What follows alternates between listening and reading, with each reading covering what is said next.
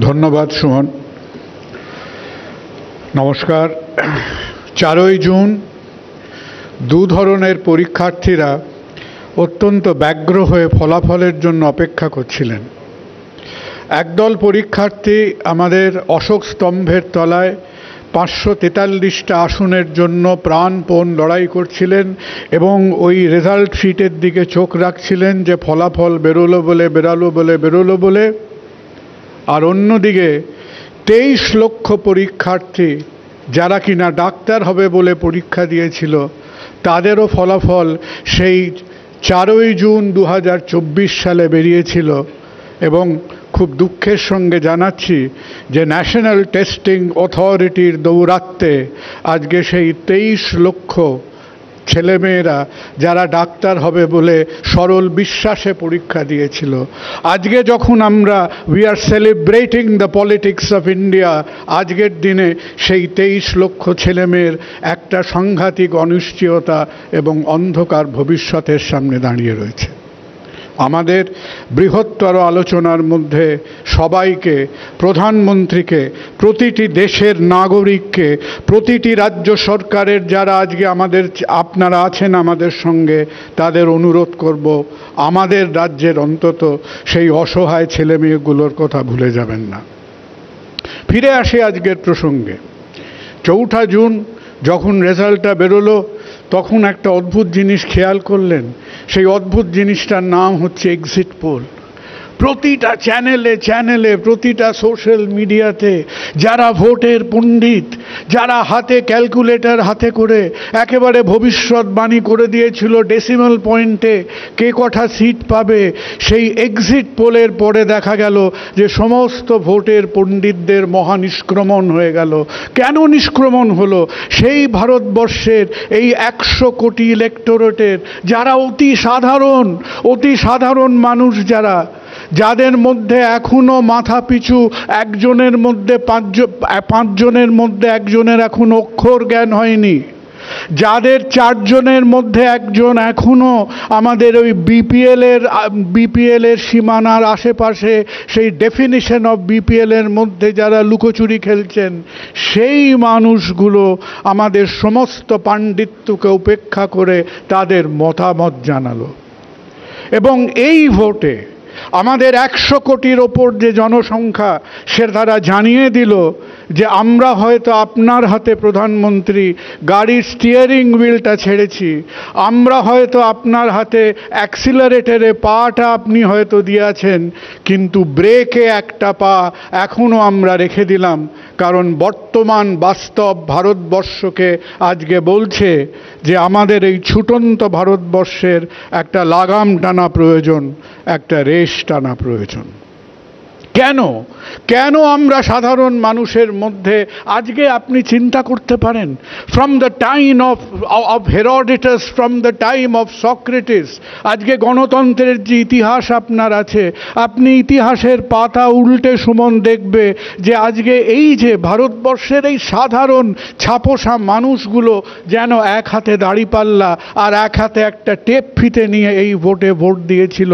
তারা মেপে ভোট দিয়েছিল, কারণ তারা চাইতো তাদের যে চাহিদা, তাদের যে জীবন গত 6-7 বছর ধরে আজকে ডিমনিটাইজেশন দেখেছে, তাদের পেটের খিদে মেটেনি যখন তাদের 3 বছর ধরে বাড়িতে যখন তাদের রুজি রোজগার অন্য সংস্থান নিয়ে কোভিডের সময় সমস্যা হয়েছে, তারা সমস্যায় পড়েছিল যখন আমাদের এন্টায়ার ইকোনমিক পলিসি আজকে 3.5খানা ধনকুবের কেন্দ্রিক একটা ইকোনমিক পলিসি নিয়ে আমাদের ভারতবর্ষের যারা সাধারণ মানুষ, যারা এমপ্লয়মেন্ট সিস্টেমে আছেন, আমরা কি মনে করি ভারতবর্ষের এমপ্লয়মেন্ট সিস্টেম নিয়ে? আজকে যারা আমাদের ভারতবর্ষে কাজ করেন, যাদের আপনি এমপ্লয়েড বলে মনে করেন, মনে রাখবেন যে তাদের মধ্যে 60% হচ্ছে ডিসঅর্গানাইজ সেক্টরে কাজ করে। তাকে আপনি কোনো রকম ডেটাবেস দিয়ে তাকে আপনি ক্যাপচার করতে পারবেন না। এই দিন আনি দিন খায় মানুষটা, যে কৃষক আন্দোলনের মধ্যে দিয়ে যে সাফার করেছে, যে অগ্নিবীর স্কিম, যে নর্থ ইন্ডিয়াতে গ্রামের পর গ্রাম, সংসারের পর সংসারের যে সামাজিক ভারসাম্য চেঞ্জ করে দিয়েছে, আজকে সেই মানুষ তার চিন্তা, তার দুশ্চিন্তা নিয়ে আমাদের 18তম ইলেকশনে একেবারে মেপে ঝুঁকে আজকে তারা জানিয়েছে যে আমরা প্রধানমন্ত্রীর হাতে, বর্তমান সরকারের কাছে আমরা ক্ষমতা দিলাম বটে, কিন্তু ভারতবর্ষ এবং এই ভারতবর্ষের সাধারণ মানুষ এখনও তার কন্ট্রোলটা রাখছে on the present government of India. আজ কথা প্রসঙ্গে আমাদের গৌতমদা একটা জিনিস উস্কে দিলেন। উনি বললেন আইডেন্টিটির কথা, তাই স্বার্থপরভাবে একজন ছাপোষা বাঙালি হিসেবে বলি যে হ্যাঁ, বাঙালির হয়তো গত কয়েক দশকের মধ্যে নানান রকম, তার মধ্যে কিছু ঝামেলা আমরা নিজেরাই নিজেদের ওপর পাকিয়েছি, হয়তো আমাদের খানিকটা আজকে পিঠ থেকে গেছে দেওয়ালে, কিন্তু আমরা এই 10 কোটি লোক এই রাজ্যের, আমরা আজকেও তো এই যে জাজ্জল্যমান ভারতীয় অর্থনীতি, এই যে 8.2% গ্রোথ, এই যে আমরা একটা more than $3 billion of national GDP, আমরা তো এর মধ্যেও আজকে 8.5% আমরা কন্ট্রিবিউট করছি। আমাদের সমালোচনা করতে এসে ন্যাশনাল লাইব্রেরিতে যখন নির্মলা সীতারামন বলেন যে বাংলা মাত্র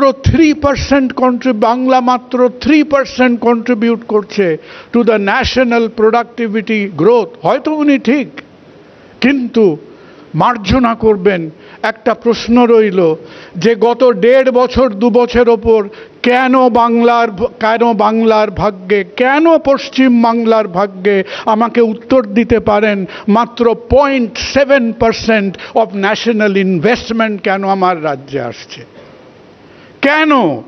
যে বাংলার বুকে একদিন স্বাধীনতার আগে আজকে ইন্ডাস্ট্রিয়ালাইজেশনের যে প্রথম শিখা ভারতবর্ষে জ্বলেছিল এই বাংলার বুক থেকে, কেন আমরা একবারের তরেও, যখন আপনি সেমিকন্ডাক্টর ইন্ডাস্ট্রির কথা বলছেন, যখন আপনি ফরেন ডাইরেক্ট ইনভেস্টমেন্টের কথা বলছেন, তখন আমরা একটা রাজ্য আরেকটা রাজ্যের সঙ্গে, সেই বাচ্চারা যখন টিফিন বক্স নিয়ে কাড়াকাড়ি করে, আমরা একটা রাজ্যের সঙ্গে খামচি করে আজকে এই যুক্তরাষ্ট্রীয় ব্যবস্থার মধ্যে এই খামচি করে নিজেদের দেশে আমাদের ইনভেস্টমেন্ট আনতে হবে।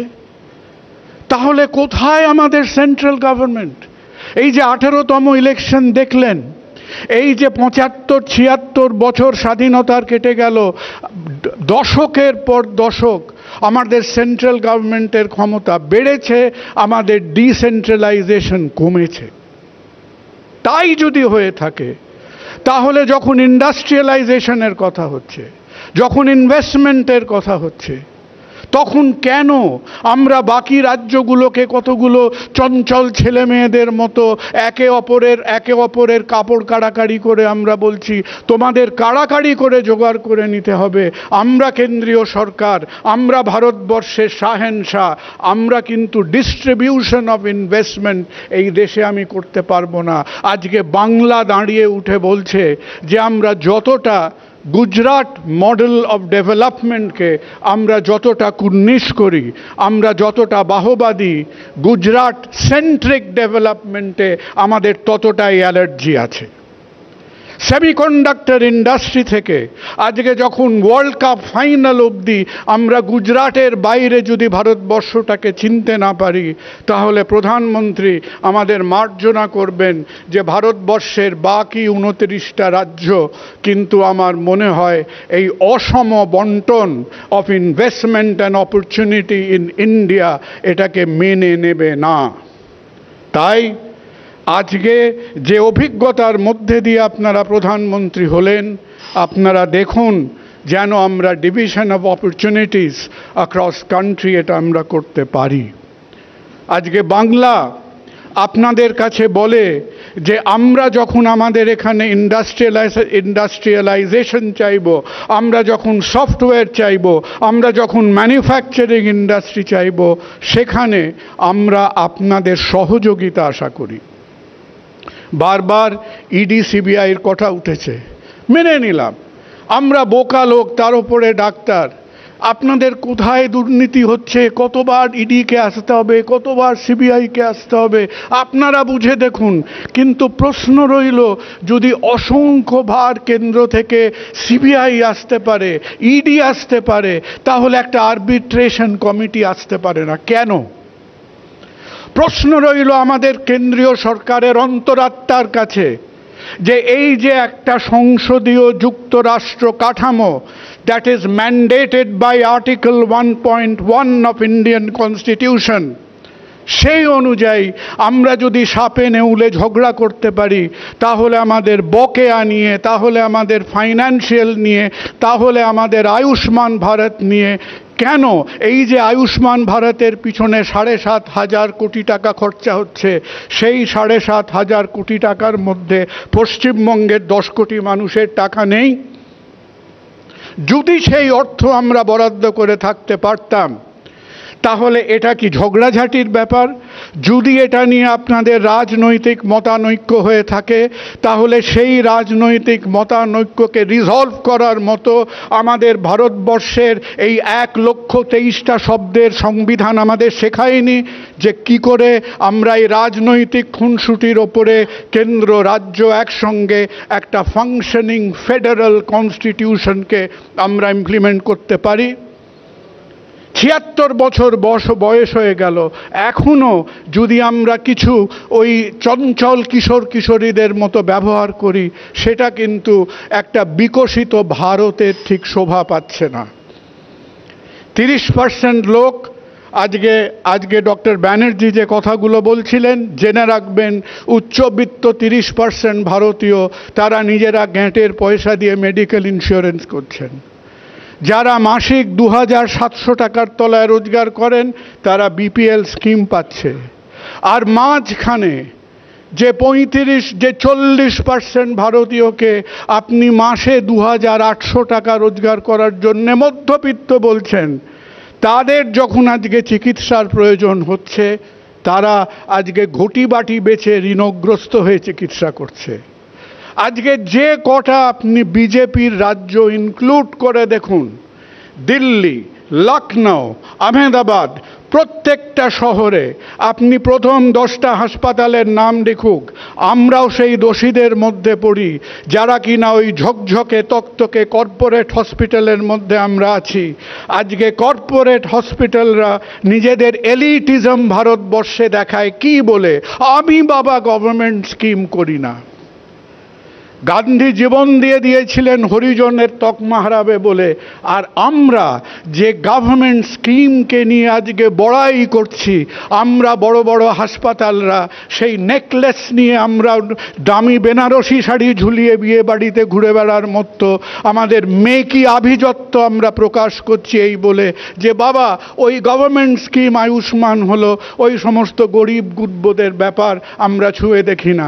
স্বাস্থ্যমন্ত্রী এটা আপনার চোখে পড়েনি, প্রধানমন্ত্রী এটা আপনার চোখে পড়েনি, তাহলে কিভাবে, কোথায়, কিভাবে আপনি এই আয়ুষ্মান ভারতকে পৌঁছে দেবেন আমাদের 30% অফ ইন্ডিয়ান পপুলেশনের কাছে? আমার বিনীত প্রশ্ন রইল আপনাদের কাছে। আর সর্বশেষ বলবো, বহুবার শুনলাম, সুন্দর সুন্দর কথা শুনলাম, বিবিধের মাঝে দেখো মিলন মহান শুনলাম, নিশ্চয়ই গান্ধীর কথা একবার দুবার উঠে এলো। এবং আমরা আজকে যে কথাটা বলি, আমরা কি বলি ভোটের পরে? আমরা হাঁপ ছেড়ে বাঁচি, আর যখন একটু সুন্দর সুন্দর শব্দ চয়ন করতে চাই, তখন আমরা বলি it is the celebration of democracy, গণতন্ত্রের উৎসব। এই উৎসবটা বড় ভয়ঙ্কর উৎসব। এই উৎসবের পরে গায়ে পিটুনি খেতে হয়, গায়ে কালশিরে পড়ে, কারো কারো কারো কারো ছুরি চাকুর দাগ পড়ে, কারো পেটে বুলেট, মাথায় বুলেট খেতে হয় এই উৎসবের পরে। কিন্তু জেনে রাখবেন, এই গায়ে ব্যান্ডেজ, এই হাসপাতাল, এই গায়ে ব্যথা, এই সমস্তর পরে এই ভারতীয় গণতন্ত্রকে তার 750টা ভাষা আর 10টা মেজর ধর্মকে সঙ্গীন করে আবার তাকে আগামী 4 বছর বেঁচে রাখতে হবে। আমাদের এই 21 শতকের একজন চিন্তানায়ক বলেছিলেন যে transform your wounds into experience, into wisdom. তাই আমাদের প্রতিবার এই আঘাতগুলোকে, যেখানে আপনারা নির্মমভাবে আমাদের খণ্ড বিখণ্ডিত করেন, তারপর আবার আমাদের নিজেদের এই সেলোটেপ এবং ব্যান্ডেড লাগিয়ে জুড়ে একটা জোড়াতালি দিয়ে আবার 4 বছর বেঁচে থাকার একটা চেষ্টা হয়।